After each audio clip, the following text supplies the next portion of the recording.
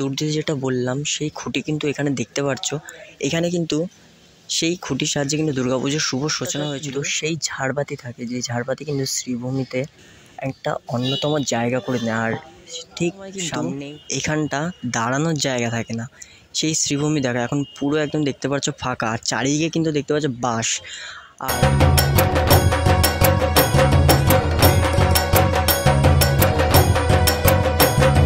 সেই রাস্তা, যেই রাস্তায় কিন্তু পা ফেলার কোনো জায়গা থাকে না।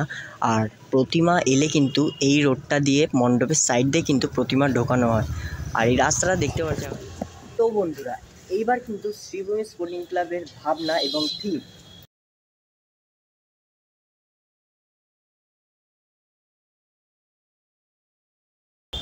Hello so guys, welcome back to my channel.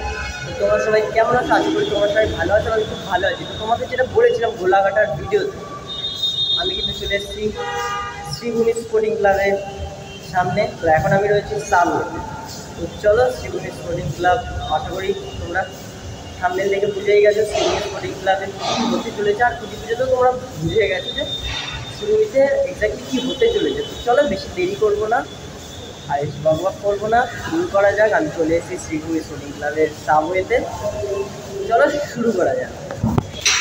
আর এখানে কিন্তু তোমরা দেখতে পাচ্ছ সাবওয়ে দিয়ে বেরোনোর পরে কিন্তু তোমরা দেখতে পাচ্ছ শ্রীভূমির যেই প্যান্ডেলের বাস, ওগুলো কিন্তু এখানে ইতিমধ্যে চলে এসছে। আর এখানে কিন্তু দেখতে পাচ্ছ কিছু কাজ হচ্ছে, এগুলো আমি বুঝতে পারছি না। আর আমি কিন্তু চলে এসেছি বিবেক রথের সামনে। তো চলো আস্তে আস্তে আমরা বিবেক রথের সামনে চলে যাই।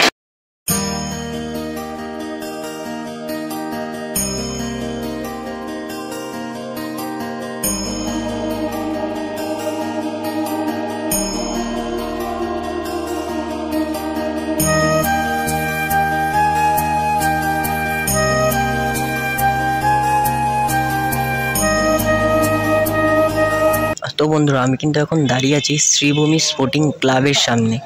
এখানে কিন্তু দেখতে পাচ্ছ শ্রীভূমি স্পোর্টিং ক্লাব, তার পাশেই কিন্তু দেখতে পাচ্ছ দুর্গা মণ্ডপটি। আর ঠিক ওই জায়গাটা কিন্তু খুঁটি পুজোটা হয়েছিল। তো চলো আস্তে আস্তে আমরা কিন্তু ভেতরের দিকে যাব।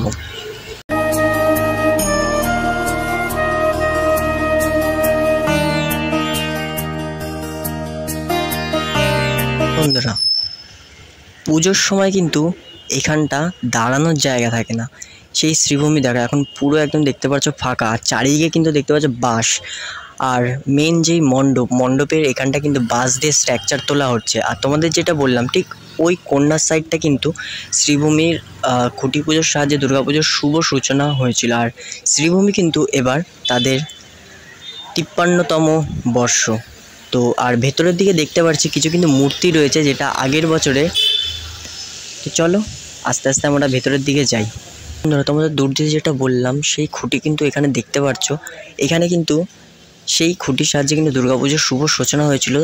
আর তোমাদের বললাম না 53তম বর্ষ, তাদের কিন্তু 53তম বর্ষের চাঁদমালা সাহায্যে কিন্তু খুঁটিটাকে ডিজাইন করা হয়েছিল। আর ফুল আর পাতা দিয়ে কিন্তু সাজানো হয়েছিল। আর সেইগুলো কিন্তু দেখতে পাচ্ছ পুরো, যেহেতু অনেক দিন হয়ে গেছে, রথের পরপর হয়েছে, আর আমি অনেক লেটে এসেছি, ফুলগুলো কিন্তু নষ্ট হয়ে গেছে। আর এখানে কিন্তু দেখতে পাচ্ছ ভেতরটা কিন্তু পুরো লোহা দিয়ে বাঁধানো রয়েছে। আর নিচে কিন্তু দেখতে পাচ্ছ শান বাঁধানো।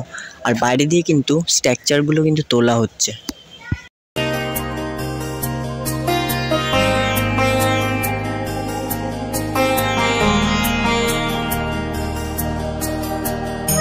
ওটাতে কিন্তু সেই ঝাড়বাতি থাকে, যে ঝাড়বাতি কিন্তু শ্রীভূমিতে একটা অন্যতম জায়গা করে নেয়। আর ঠিক সামনেই যেটা দেখতে পাচ্ছ ওইখানটা কিন্তু শ্রীভূমি দুর্গা প্রতিমা থাকে। আর এখানে কিন্তু বেশ কিছু থার্মোকলের কি ফাইবারের মূর্তি দেখতে পাচ্ছি, এগুলো কিন্তু আগের বছরে।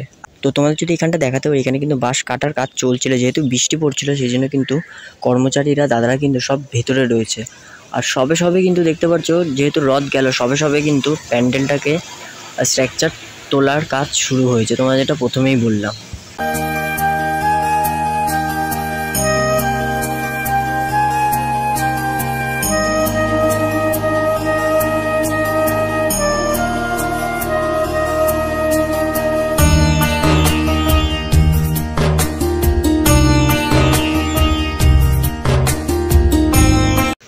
আর এটাই হচ্ছে সেই রাস্তা, যেই রাস্তায় কিন্তু পা ফেলার কোনো জায়গা থাকে না।